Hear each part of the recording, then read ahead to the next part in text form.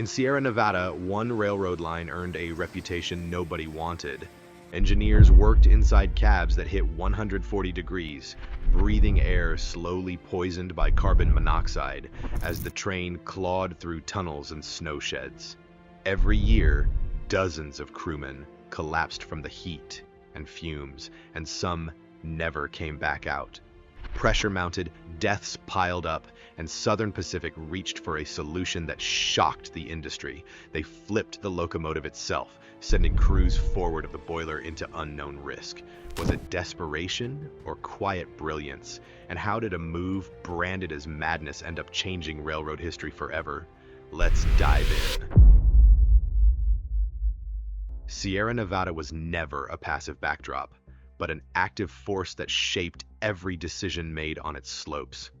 Donner Pass cut across the range like a deep wound, rising from the pine-covered valleys near Blue Canyon to a summit more than 7,000 feet above sea level.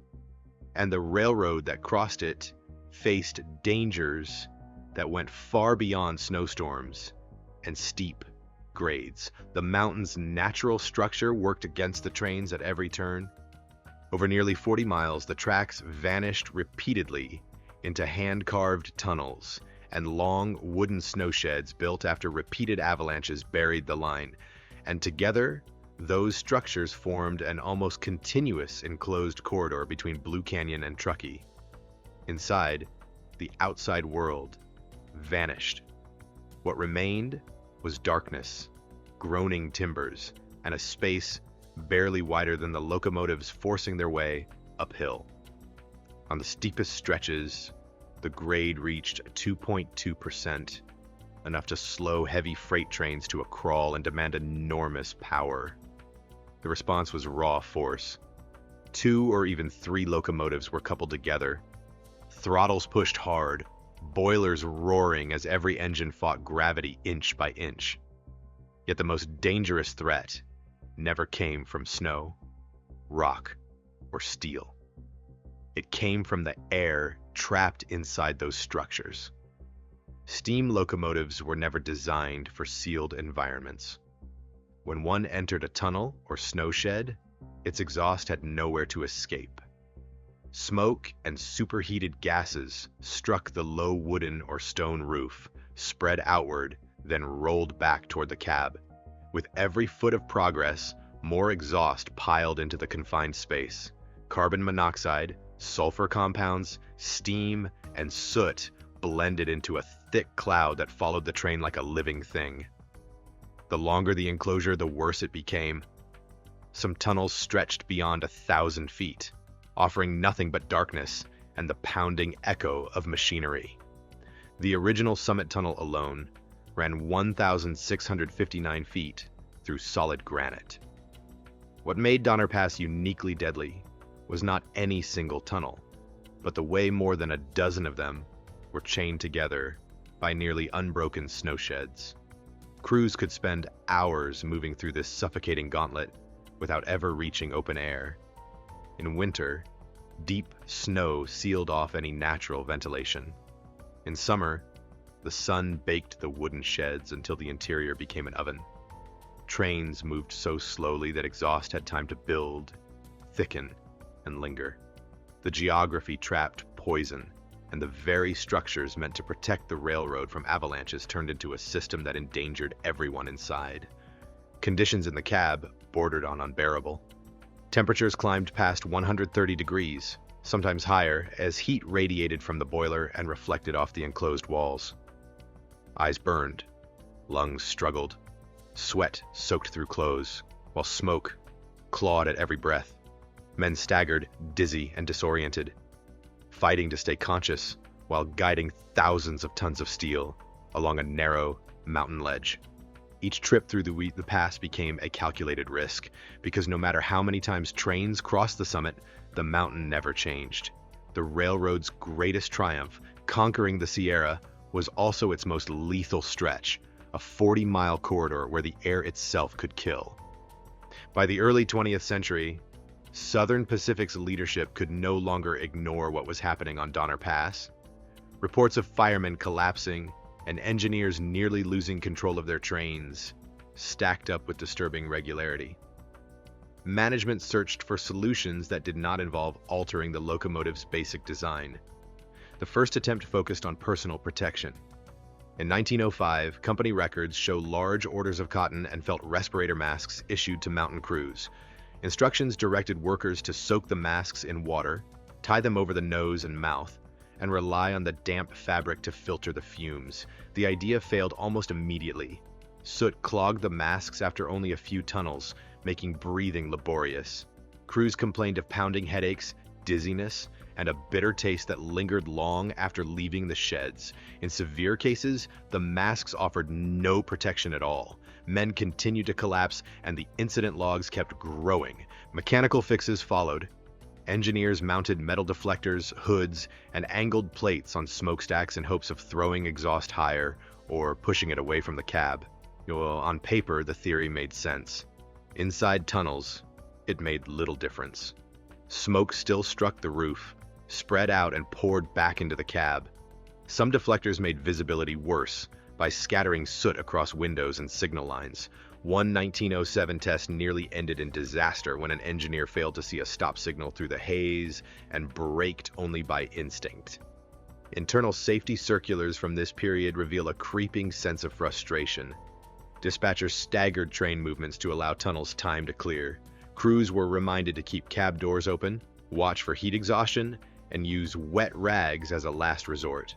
None of it addressed the core issue. The locomotive's layout placed the crew directly behind the source of poison. The situation continued to deteriorate. Air grew hotter, smoke thickened, hospitalizations climbed. In 1906 alone, more than 20 crew members were treated for gas poisoning on the Donner Line.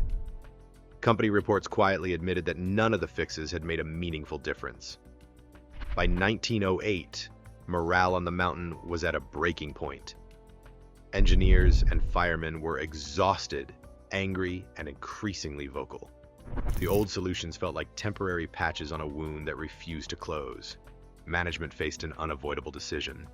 Continue applying minor adjustments or gamble everything on a solution that violated long-held beliefs about locomotive safety. That gamble took shape in the spring of 1908, when the Southern Pacific boardroom became the center of an intense internal battle. William Hood, the railroad's chief engineer, reviewed the grim reports crossing his desk. Each account of a man collapsing in a tunnel underscored the reality that the railroad's proudest achievement had become its greatest liability. Hood understood the Sierra better than most. He had spent years fighting avalanches and designing the snow sheds that now trapped lethal fumes. His proposal, however, went far beyond incremental change. He argued for turning the locomotive itself around, placing the cab at the very front and leaving the boiler and smokestack trailing behind. Crews would enter tunnels in clean air instead of choking on exhaust. The logic was straightforward, but the reaction was explosive. Union leaders and veteran engineers recoiled. Without the boiler in front, they warned, crews would face any collision or obstacle head-on with no protection. Safety officers predicted lawsuits and public outrage if even one accident occurred. Trade journals mocked the idea, with Railroad Gazette publishing cartoons of trains appearing to flee from themselves. To critics, the design looked reckless and absurd. Yet among the men who worked Donner Pass, the response was different. Petitions arrived, signed by engineers who had lost friends in the tunnels. Some messages were painfully simple. They wanted air they could breathe. For them, the danger of impact felt distant compared to the certainty of suffocation. Hood pressed his case using the company's own numbers. More than 20 hospitalizations for gas poisoning in a single year. 3 confirmed deaths since 1905. Internal safety logs detailed every failed fix and near catastrophe. The debate stretched on for months. Julius Kruchnit, the railroad's safety chief, warned that public trust and lives were at stake. Hood countered that inaction carried its own risk. If conditions remained unchanged, a runaway train operated by an incapacitated crew could become the next disaster. By late 1908, desperation outweighed tradition. Southern Pacific placed a formal order with Baldwin Locomotive Works in Philadelphia for experimental articulated engines with a cab in front, oil-fired boilers, and fuel piped from a trailing tender. No other American railroad had attempted such a design for mainline service. The decision staked the company's reputation and the lives of its crews on a locomotive that looked wrong from every angle. Baldwin's engineers began work in late 1909, and the challenge proved immense. Reversing the locomotive meant rethinking every system. Fuel, water, and steam all had to reach forward through more than 100 feet of machinery. Coal could not be shoveled from a tender now positioned at the rear, so oil became the only viable fuel. Southern Pacific's access to inexpensive California crude made the switch possible. Thick bunker oil was stored in a pressurized tender and forced through 2-inch pipes that ran beneath the boiler, past massive driving wheels, through flexible joints in the articulated frame, and into the firebox behind the cab. Baldwin engineers developed new ball and socket connectors, capable of flexing with curves while containing hot oil under pressure. Water and steam lines required similar solutions. The resulting locomotives were marvels of complexity. The first true cab forwards, the MC2 class numbered 402 through 416, were compound mallet designs with 2 sets of 8 driving wheels hinged at the center. This articulation allowed them to navigate sharp mountain curves while delivering enormous pulling power. The front engine unit carried the cab and firebox, while the rear supported the tender. Stretching over 100 feet, these machines dwarfed anything previously seen in the Sierra. The cab itself marked a dramatic change. Enclosed, insulated, and positioned at the very front, it offered a clear view down the track. For the first time, engineers could see directly into tunnels and snow sheds without peering through smoke. Initial runs through the pass produced reactions that bordered on disbelief. Crews reported cool, breathable air in the cab and clear visibility ahead. Firemen no longer choked on coal dust, but managed oil burners with precision, adjusting valves to control atomized sprays of fuel. Every trip remained a test. Shop crews inspected oil lines, flexible joints, and pressure systems after each run. The articulated frames performed as intended, and the cabs stayed clean. Reports from the mountain repeated the same conclusion. The design worked. The cab forward moved from curiosity to solution. The Sierra's deadliest hazard had been countered by placing protection into the locomotive's very shape. Southern Pacific moved quickly. The railroad did not settle for a handful of prototypes. Over the next 3 decades, it ordered 256 cab-forward locomotives, making them the standard power on its most dangerous grades. Safety records from the Sacramento division showed a 40% reduction in major incidents after the new engines took over. Visibility inside tunnels and sheds, once measured in feet, now extended hundreds of yards or more under favorable conditions. Engineers could spot signals and obstructions long before reaching them. The familiar ritual of tying wet rags over faces disappeared. Hospital logs showed carbon monoxide poisoning cases dropping away. Freight capacity climbed as a single cab forward hauled more than 100 loaded cars up the 2.2% grades, reducing the need for helper engines and easing congestion. What critics had called a death trap became the backbone of mountain railroading in the West. Change came again in the early 1950s. Diesel-electric locomotives advanced rapidly, offering reliability and lower operating costs that steam could not match. Maintenance expenses told a harsh story. Diesels cost roughly half as much per mile to maintain.